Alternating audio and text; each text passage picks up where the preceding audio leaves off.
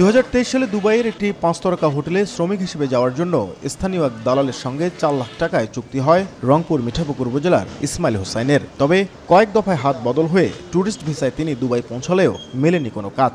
পরে আত্মীয়দের সহায়তায় 2 মাস পর দেশে ফেরেন ইসমাইল। একইভাবে 3 ভাই মিলে দালালকে মালয়েশিয়া যেতে 9 লাখ টাকা দিয়েছিলেন ওই এলাকার আশরাফুল। তবে বিদেশ যাওয়া তো দূরের কথা, কষ্টের টাকাও ফেরত পাননি তারা।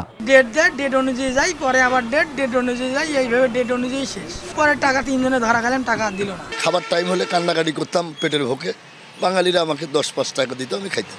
2005 থেকে 2022 সাল পর্যন্ত বিদেশে কর্মসংস্থান হয়েছে দেশের 1,05,09,208 জনের। এর মধ্যে সবচেয়ে কম সংখ্যা রংপুর বিভাগের, মাত্র 1.8%। বিশেষজ্ঞদের মতে প্রান্তিক পর্যায়ে প্রচারণার পাশাপাশি অবৈধ রিক্রুটিং এজেন্সি ও দালালের দৌরাত্ম্য কমাতে কঠোর হতে হবে প্রশাসনকে।